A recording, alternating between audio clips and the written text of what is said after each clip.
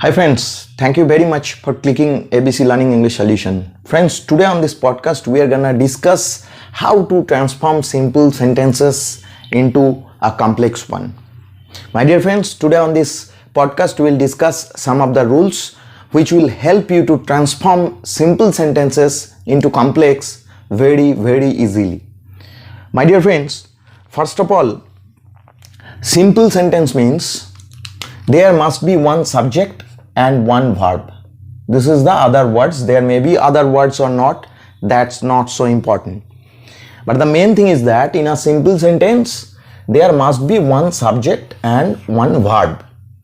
Now, we have to convert this simple sentence into complex one.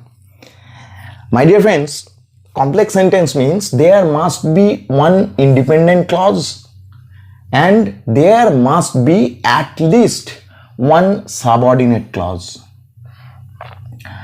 Subordinate clause means dependent clause. That means this clause cannot stand itself. So these types of clause needs the help of the principal clause or the main clause in the sentence. That means a complex sentence means a principal clause and at least one subordinate clause combination. Is the combination of one independent clause and at least one dependent clause. This is the main thing. So my dear friends, here this part is given. This is the simple sentence. One subject, one verb and the other words. And we have to transform these into this structure. That is subject, verb and other words. So this is the principal clause, and after that we have to write down one subordinating conjunction. So here SC means subordinating conjunction, then one subject, one verb and the other words. That means this is the dependent clause and this is the principal clause or the main clause. My dear friends, if we can break up this structure into this one, that will be called a complex sentence. Here my dear friends, let's look at this. I have written I know his address. So I is the subject, know is the verb, address this is the noun and this is actually possessive adjective. Here it is working as a determiner. So my dear friends, there is only one subject and one finite verb. So obviously it's a simple sentence. It's clear. Now we can convert this noun. This is the noun. It's a noun, it's a word and we can convert it into a clause. Here we have done the same thing. This is the subject and this is the verb. And here we have written, instead of address, we have written where he lives. Actually both of these things are same. Address means the living place and here we have just converted these noun into a clause. Clause means there must be, there must be a subject and a verb. Here this is the subject and this is the verb and it is a subordinating conjunction. So my dear friends, this part is dependent and this part is main or principal clause. As a result, we can say this is a complex sentence. My dear friends, actually there may be three types of complex sentences. One is called noun clause, another one is called adjective clause and the third one is called adverbial clause. Friends, actually this dependent part may be a noun clause, may be an adjective clause or may be an adverbial clause. We have to find out how can we form this structure. So my dear friends, in this sentence you can see this is the subject, this is the verb and the entire part is the object of this sentence. And my dear friends, the object may be noun or pronoun and this is not a pronoun, so this is a noun and it's a noun clause. We cannot call it noun only, it's a noun clause. It's a noun clause. Here this entire clause is acting like the object of this sentence. My dear friends, it's a complex sentence. This was all about the grammatical term. Now we are gonna discuss some of the rules which will help you to learn this conversion very easily. Let's look at this. Friends, the first one, the first rule. Friends, in your simple sentence, if you see this term to, just convert this term into so that. I'm just gonna give you one example. We eat to live. Here, my dear friends, in this it's a simple sentence. It's a simple sentence because there is one subject, there is one verb, and this part to live, you know, live is the verb form, but here, my dear friends, to live, it is basically infinitive. So these two is the part of infinitive. Actually, after that, you will be seen then the verb one. This is the present form of verb. You can see this structure. Actually, it's a noun. It's called infinitive. So if you see this structure, you just convert these two into so that. And there is another thing. So it's a simple sentence, and if we try to convert it into complex, we have to write down this way. We eat, then so that. So that we, then we have to use one modal, may, then live. My dear friends, here you can write down can also, but this is more formal. So the sentence became, we eat so that we may live, or we eat so that we can live. Here you can see this is the principal part. We eat, there is subject, there is verb. So this is the principal clause. And here so that, it is basically a subordinating conjunction. Then we is the subject and may here is the verb. May or can, whatever you write down, this is the finite verb here. And this is also a verb form, but this is non-finite verb. This is finite verb.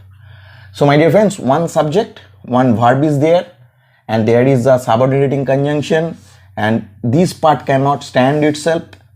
Actually, if we think about this part only, so that we may live, it is meaningless.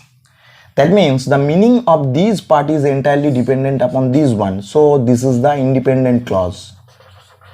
Independent clause. So here you can see one is principal clause and the another one is dependent clause. Sorry, this is dependent clause. This one is independent clause. So in this sentence, there is one principal clause and one dependent clause. So we can call it a complex sentence.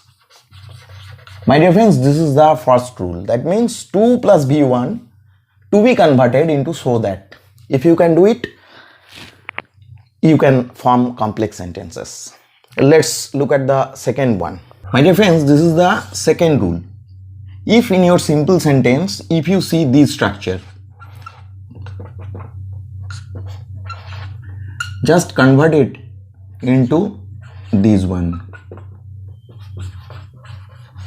And there is one thing, after that, there will be a negative term. I'm just going to discuss. My dear friends, if you see this structure, actually to this term, T-O-O-2, it's an adverb. And after that, you can see one adjective or any adverb. If you see this type of structure, you have to convert it into so that. So after so, there must be one adjective or adverb. I'm just going to give you one example. The person is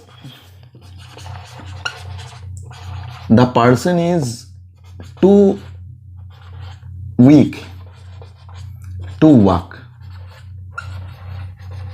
Friends, this is a simple sentence and we want to convert it into complex one. We'll just apply this one, so that. That means the person is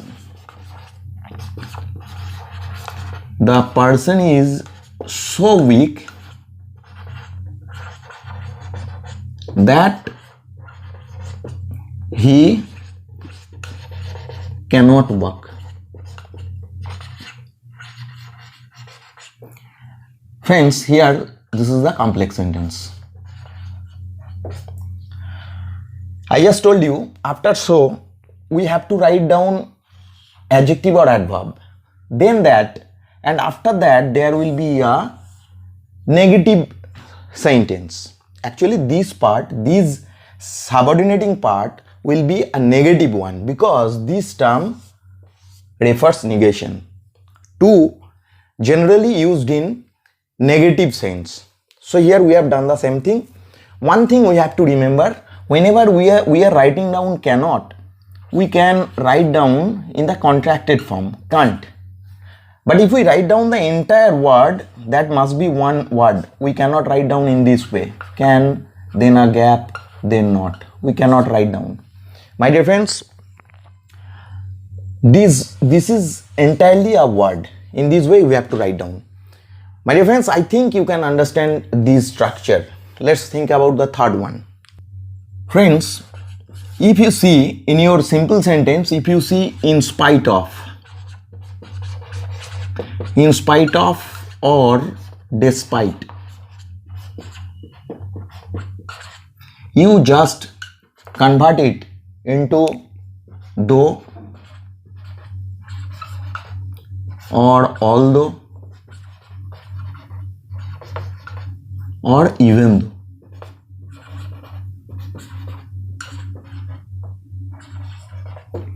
My dear friends, in your sentence if you see in spite of or despite, then you just convert it into any one of these. I'm just giving you one example. In spite of his illness,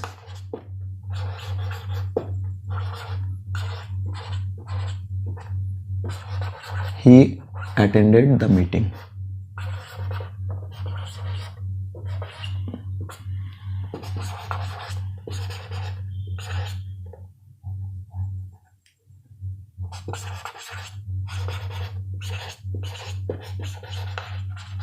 Friends, look at this structure. In spite of his illness, he attended the meeting. Here the fact is that this term in spite of, it's a preposition. It's a preposition. So my dear friends, you know a preposition must need one object. So this is the object. Object may be noun or pronoun. Here this noun, illness, this is the object. And this is the determiner of this noun. It's actually possessive adjective. This is used as determiner in this sentence. So this part, entirely this part has become a prepositional phrase.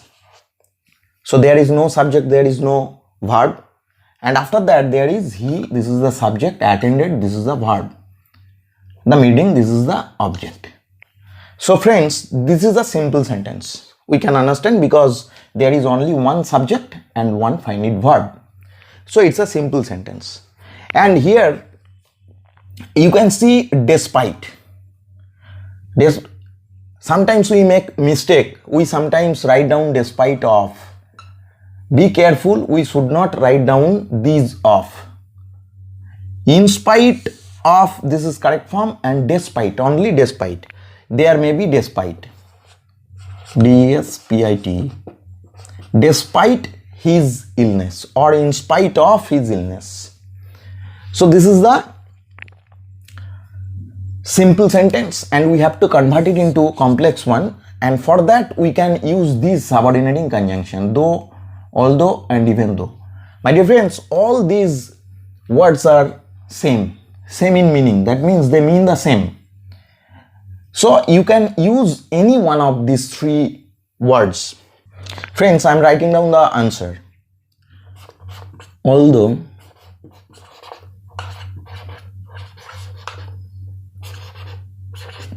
he is the past tense, so we have to write down was. He was ill. Although he was ill, then comma, he attended the meeting.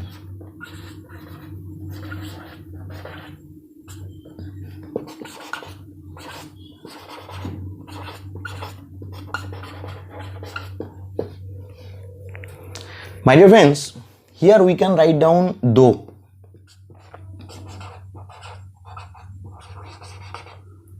Here we can write down though. The meaning is same, there is no such difference. So although he was ill, he attended the meeting. So here, my dear friends, this is the subordinating conjunction, this is the subject, this is the verb. So this part is dependent, and here this is the subject, this is the verb, and this is the object. So this part, he attended the meeting, this part is principal part or principal clause. So this is the principal clause, this is the subordinate clause, so it's a complex sentence. Here, my dear friends, one thing I should mention, this term although or even though,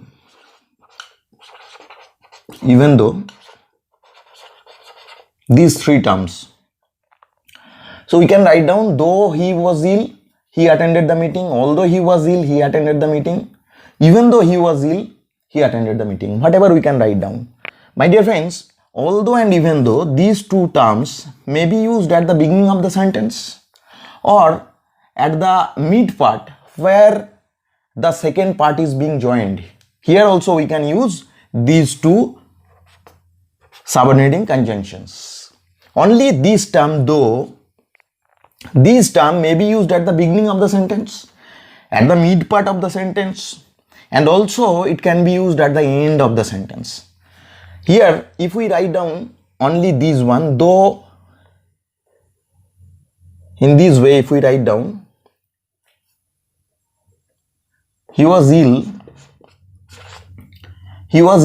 he attended the meeting though. We can write down in this way also. So this term may be used at the end of the sentence, at the beginning of the sentence, at the mid part of the sentence. But although and even though, these may be used at the beginning or at the mid part where the second part is being joined. Actually, my dear friends, where there is contrast, we use this subordinating conjunction. Here there is a contrast. Just try to understand this difference or try to understand the meaning. He was ill.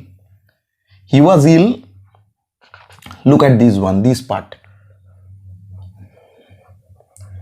So if we try to split this sentence, it will be he was ill, then a full stop.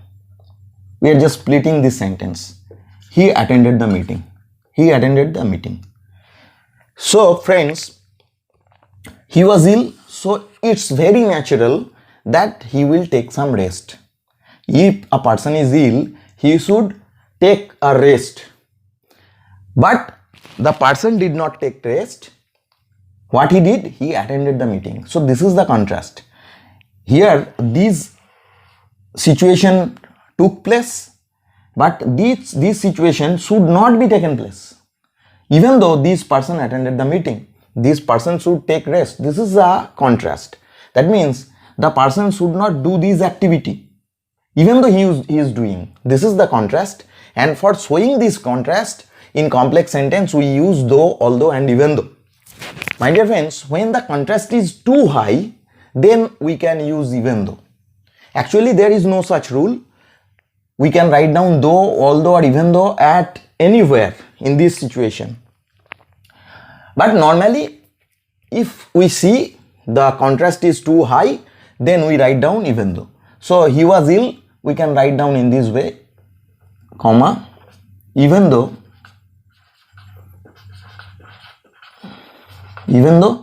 he attended the meeting. So it became a complex sentence. My dear friends, I think you can understand this situation. Let's think about the next one. My dear friends, if in your simple sentence, if you see this term without, if you see this term, you can write down if not or unless in subordinating part. That means in simple sentence, if you see this word, you can convert it into this one. I'm just going to give you one example.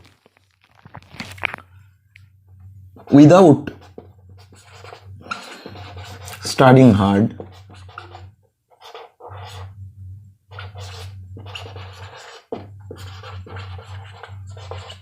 comma, you will fail in the exam.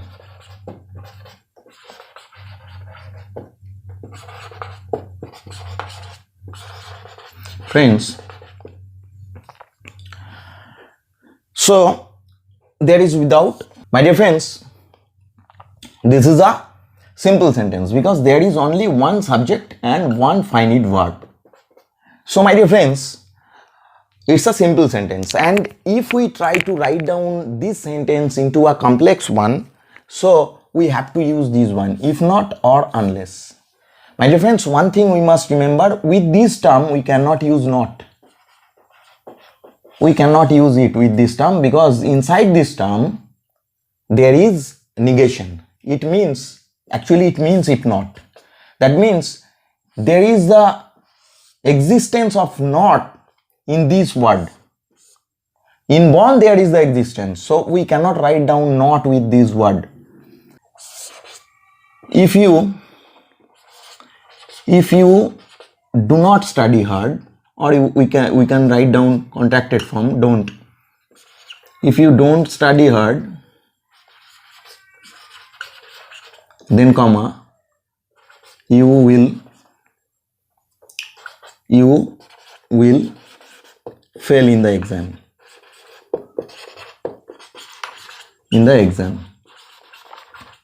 Or my dear friends, we can write down unless. If we write down unless, in this sentence you can see we have used if and not. If we write down unless, we have to write down in this way. Unless you study hard. Unless you study hard, you will fail in the exam. My dear friends, this is the fourth rule, and there are so many rules we will discuss in separate videos, otherwise the video will be much more longer and I don't want this. So my dear friends, thank you very much for watching this video, and in the next video I will discuss about some other rules. So my dear friends, thank you very much.